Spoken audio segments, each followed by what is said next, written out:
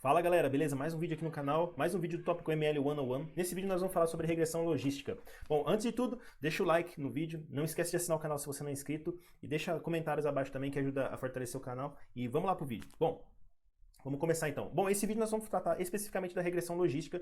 No vídeo anterior, se você ainda não assistiu, vou deixar o card aí, em algum lugar do canto aqui do YouTube, sobre regressão linear. Esse vídeo é basicamente um complemento do que a gente estava fazendo na regressão, a gente já fez na regressão linear, só que nós vamos inserir duas novas fórmulas matemáticas aqui. A primeira que está ali em cima é a sigmoide, ou a função logística, também conhecida como função logística, né? Que é basicamente uma função que nos, passado um valor inteiro, fracionário, enfim, ele vai tentar transformar esse valor, vai transformar esse valor numa representação probabilística e relacionada a todos os outros termos que a gente tem. Bom, isso quer dizer que na função, na regressão linear, a gente retornava um valor numérico, que poderia ser fracionário ou não, né? Fracionário no sentido dos números reais.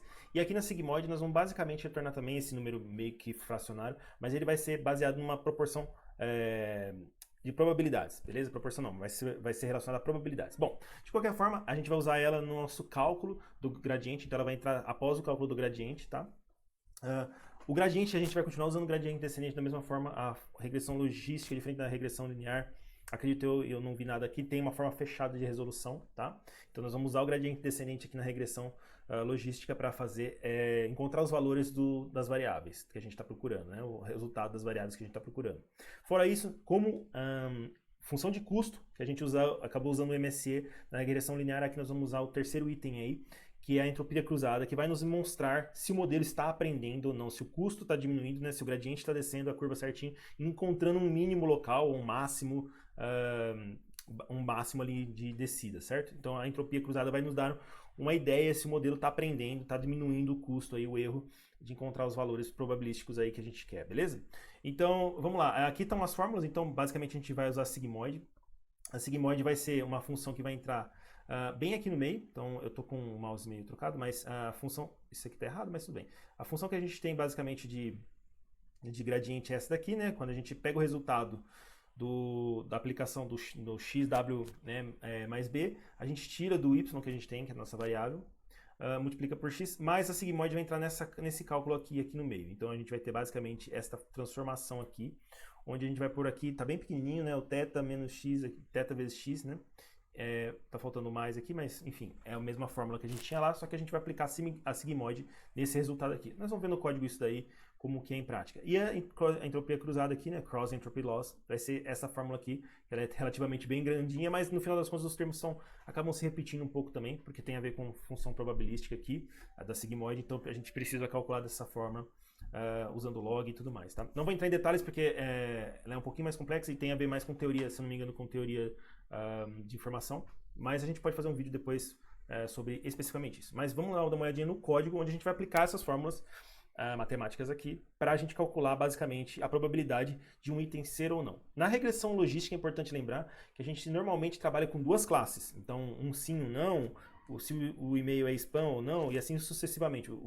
Até esse exemplo do spam, se o e-mail é spam ou não, é um exemplo bem clássico também de uso de regressão logística, né, para a gente aplicar em Machine Learning. De qualquer forma, lembrando que na regressão logística a gente trabalha normalmente com duas classes, dado que a sigmoide vai representar duas classes só. Se a gente quisesse trabalhar com mais classes, aí a gente tem outra função, a função softmax, que a gente vai ver depois no próximo vídeo que eu for fazer de ML 101, quando a gente for falar de classificadores, por exemplo, com Perceptron, ou no caso, se a gente quiser falar de Deep Learning, a gente trabalha um pouquinho nessa função softmax, que vai distribuir melhor essa probabilidade em N classes. Classes eu quero dizer, como eu disse, o sim, o não e etc e tal, tá? E as classes podem ser, por exemplo, raças de cachorros, que é um exemplo clássico também que a gente tem de Deep Learning, etc e tal. Beleza? Bom, vamos lá pro código então. Deixa eu dar só uma diminuidinha na minha fonte aqui, que tá um pouquinho grande para ver as fórmulas. Bom, a primeira coisa que eu queria mostrar aqui é basicamente as fórmulas aplicadas no Python da sigmoide e da entropia cruzada. No caso, essas fórmulas não estão usando NumPy, assim como no exemplo da regressão logística eu não estou usando NumPy aqui, então estou tentando fazer o mais próximo possível cru, sem a gente ter que usar uma biblioteca externa. Isso implica que a gente tem perda de performance e tudo mais, devido a algumas restrições que o próprio Python impõe para a gente, em termos de objetos e tudo mais. Isso é um outro vídeo, enfim, outra explicação de outras questões. Mas, de qualquer forma, aqui eu estou tentando trazer o mais puro possível, sem a gente estar usando necessariamente NumPy, para fazer o cálculo específico das fórmulas. Então, vocês podem ver que a gente está importando tudo da biblioteca Math, do Python mesmo, as funções que a gente vai precisar, que é de exponencial, de logaritmo e de raiz quadrada, tá? Algumas coisas que eu estou importando aqui de scikit-learn e matplotlib, basicamente para a gente poder observar algumas métricas que a gente tem, tá? Para não ter que calcular essas métricas. Mas de qualquer forma, a fórmula da sigmoide vai ser dada basicamente por esse 1 dividido por 1 mais exponencial de menos x, onde o x é a entrada que a gente está recebendo do cálculo ali que a gente fez do xw, θw mais o θ0 mais θ0 vezes w mais o bias, né? Enfim, aquela formulazinha, essa formulazinha assim que a gente já tinha visto aqui, que não está aqui, mas está no de regressão linear. De qualquer forma, a fórmula da reta, né? Que a gente tinha visto. De qualquer forma é isso. Então, basicamente, a gente vai encontrar, vai passar esse valor que foi calculado ali para a função sigmoide aqui, que ela vai, a função logística também conhecida, que vai calcular para a gente esse valor, que vai ser um valor que vai aproximar uma probabilidade, né? Então seria uma porcentagem aqui, tá? E a fórmula da entropia cruzada, né, da cross entropy, basicamente aquele cara que nós estamos vendo aqui, né? Só que aqui ele está um pouquinho mais, talvez, mais factível de entender. O y é o nosso y original, né? A nossa categoria original que a gente conhece. E o y-hat aqui é o que foi calculado, né? O y-pred também a gente poderia chamar ele aqui, né? A gente usa de hat que normalmente em algumas fórmulas matemáticas você pode encontrar. Aqui não tem mais o y com um chapeuzinho em cima, que é o y-hat aí pra gente, esqueci esse circunflexo, né? Pra gente poder calcular aqui, beleza. Tá?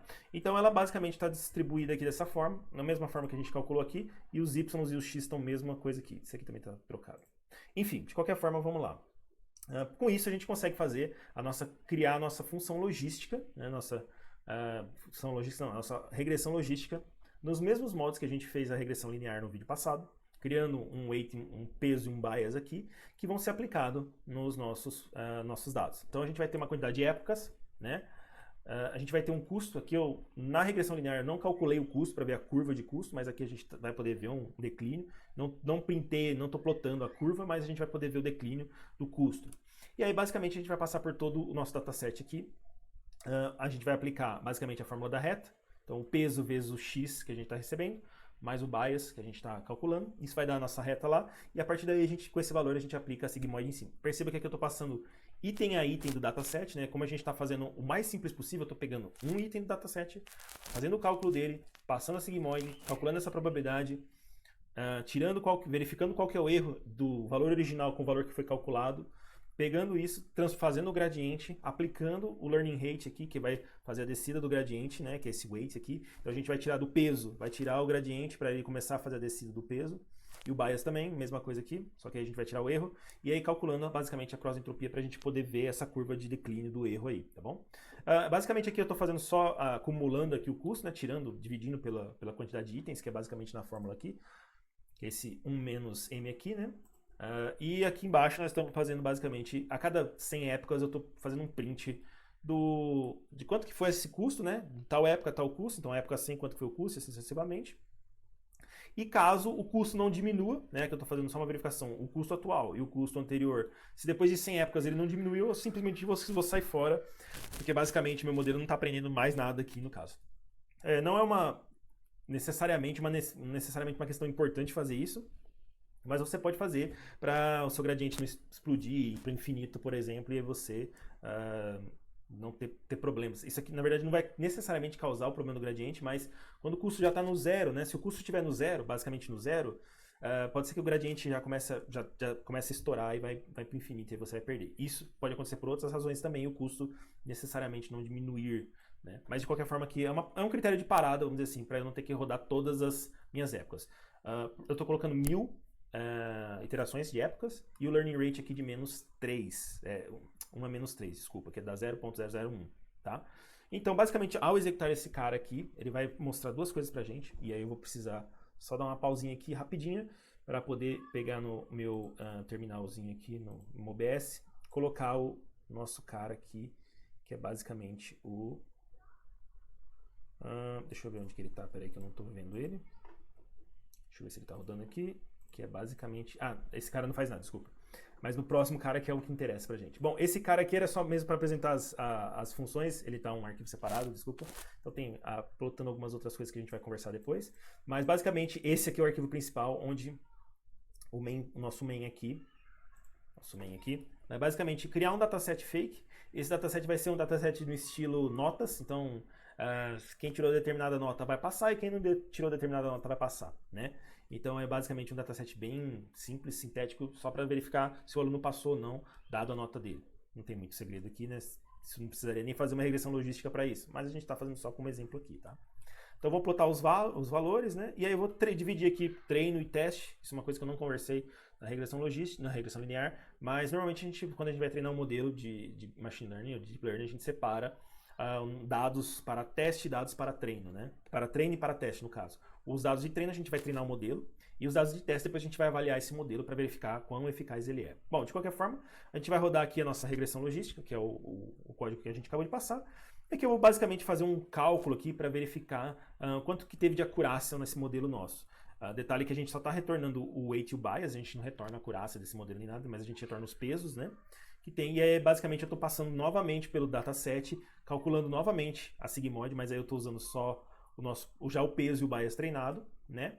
E aí que eu estou passando nos testes, né? Nos dados de testes, e aí basicamente eu estou só ali calculando, appendando no que foi predito, né? E verificando aqui se ele está dentro ali do limiar que eu quero. Porque como a regressão logística vai nos dar um sim ou não, pode ser que ele dê 0,5 o retorno. Então 0,5 eu quero considerar como verdadeiro, né?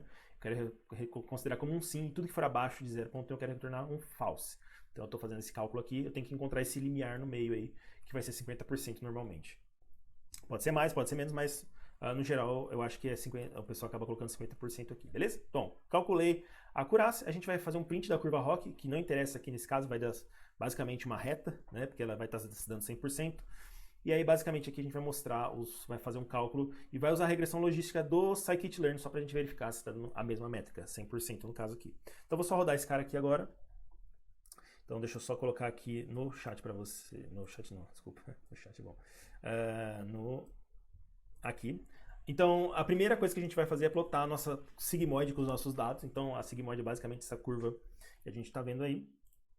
E, consequentemente, depois que eu fechar essa janela aqui, ele vai começar a calcular ali embaixo os valores das épocas, né? Então a gente consegue ver aí que ele começou em 0,25 de custo, foi para 0,108 e foi decaindo, conforme eu tinha comentado que ele vai fazer uma curva, até chegar aí na época 1000, então ele não quebrou antes, né? Não break do loop, ele rodou todas as épocas e ali terminou com um custo de 0,055. O que foi suficiente já para dar uma acurácia de 100% aqui para mim.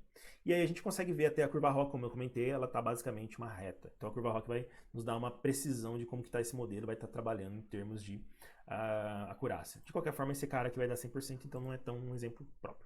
E por fim, ele vai rodar aqui o nosso scikit-learn e vai dar também 100%. Esse exemplo aqui é um exemplo bem simples mesmo, o mais simples talvez que dê para fazer, onde vai dar 100% de acurácia. Nos próximos casos que a gente tem aqui, que é o segundo caso, ele já é um pouquinho diferente. Ele ainda é um dataset de mesma coisa, né? Então, basicamente, vai dar o mesmo caso, se eu não me engano. Não vai sair muito, deixa eu só ver se ele é. Mas ele é um pouquinho mais verdadeiro, no sentido de que eu ainda tenho alguma incongruência. Então, a gente não tem 100% de acerto nele. Ele ainda, eu acho que é da nota, mas aqui ele está com um cálculo diferente, um pouco diferente da nota, né? Então, ele está um pouquinho fora ali, alguns dados vão meio que entrar um na frente do outro, acho que um dado só, talvez, não lembro exatamente. Mas a acurácia dele está em 99. Então, a mesma coisa da época que vai diminuindo e aí o comparativo com o scikit-learn para a gente sentir se nosso algoritmo está realmente fazendo aquilo que tem que ser feito, né? Funcionando bem. E o último exemplo, que é o exemplo que acho que é um pouco mais verdadeiro, eu estou usando o scikit-learn mesmo para criar o nosso dataset, e aí aqui vai ter dados que vão ser conflitantes. Então, dados que vão entrar um no outro, né? Então, a nossa acurácia aqui não vai ser 100%, vai ser menos, vai ser acho que uns 90, eu acho, 91, 90 alguma coisa assim. E aí aqui o processo é o mesmo, idêntico. E aí aqui eu estou plotando duas outras coisas. A curva ROC, como a gente já viu, que lá tinha dado basicamente uma reta. Aqui ela vai dar serrilhada, porque a gente tem esses erros durante o caminho. Então, a gente vai conseguir ver pela curva ROC como está essa predição de probabilidades entre as duas classes. E basicamente a matriz de confusão, onde a gente vai conseguir ver o quanto que a gente teve de acerto nas duas classes e o quanto a gente teve de erro nas duas classes, tá? Então vamos rodar ela aqui e a gente vai falar um pouquinho dela. Então, novamente, a gente tem a nossa sigmoide aqui. Perceba que tem alguns dados que estão entrando, estão um pouco mais próximos uns dos outros aqui, né, da nossa divisão metade aqui, talvez a gente vai perder, tá vendo? Então, metade aqui, se a gente dividir, seria fora do eixo, vamos dizer assim, né? Se a gente dividir pela metade, mas vamos continuar aqui da sequência. E aí, consequentemente, a gente fecha. Então, a gente vai começar a rodar o nosso gradiente descendente, e aí a gente parou aqui em 0,219, né? Então, a nossa acurácia está em 92% do nosso modelo. E a curva ROC dá para ver agora que ela está bem mais serrilhada devido a essa inconsistência em termos de definir exatamente as duas classes, né? Então, a gente tem ali, ela está fazendo uma mais ou menos em aqui, 90 e pouco, né? Que eu acho que dá aqui, mais ou menos, até chegar no 100% lá, beleza? E aí, consequentemente, a gente vai ver aqui a matriz de confusão também. Então, a gente consegue ver que a gente acertou 156 de uma classe e 148 da outra. E teve ali perda de 13 em cada uma delas. A gente pode notar também que essas classes não estão balanceadas. Não falei nada de balanceamento. Mas aqui, não necessariamente faria grandes diferenças. Porque a gente tem um conjunto de dados pequeno. E a discrepância entre os dois aqui ainda também é pequena, né? Se fosse maior, com mais discrepância de classes, aí teria um problema de balanceamento bem forte para a gente ter que tratar inicialmente antes de passar para o modelo. Não é o caso aqui. Então a gente consegue ver que o nosso modelo está errando ali 26 itens, mais ou menos, dos montantes de, acho que dá 300 e pouco que eu coloquei aqui, tá? Só para a gente confirmar, deu... E aí a nossa acurácia em termos do scikit-learn está dentro do limite aí que a gente também propôs, que é 0,92. Então a gente está mais ou menos ali dentro de acerto do scikit-learn também. Só para falar, esse dataset tem 1000 itens. 1000 itens? Não, acho que tá menos. Deixa eu ver. Deveria ter 1000 itens. Acho que não deu 1000 itens por causa da quantidade de samples e tudo. Deveria ter. Mas a gente pode dar uma olhadinha nisso depois. Vou dar uma olhadinha no script depois. Mas de qualquer forma aqui, era mais para informar que a gente tem basicamente a regressão logística aqui funcionando. Uma implementação mais simples possível, porque a gente tem uma variável dependente e uma variável independente, né? A gente só tem um x e um y. Normalmente a gente vai ter vários x, várias colunas, né, para a gente definir o que aquele y representa, vamos falar dessa forma. Então vai ser multivariada, normalmente vai ser multivariada, mas aqui no caso, para o mais simples possível, para a gente conseguir rodar de forma mais simples possível até o algoritmo em Python aqui puro, sem ter que fazer mais for e tudo mais, eu usei só uma variável aqui dependente e uma independente também, beleza? Então a regressão logística é um próximo passo aí normalmente do que a gente vai aprendendo de algoritmos de machine learning. Quem está começando na área ou quem já tem uma experiência talvez possa até comentar algumas coisas aqui que eu falei besteira que eu já não estou lembrando mais. De qualquer forma, deixa um comentário, como eu disse, curte o vídeo, se gostou, curte o vídeo, assina o canal se você está gostando dos vídeos, deixa um comentário se eu falei alguma besteira aqui, por favor ajude os nossos amigos aí, me ajude também a entender mais sobre esse mundo de machine learning. Agradeço aí, muito obrigado e até a próxima, galera. Um abraço, tchau.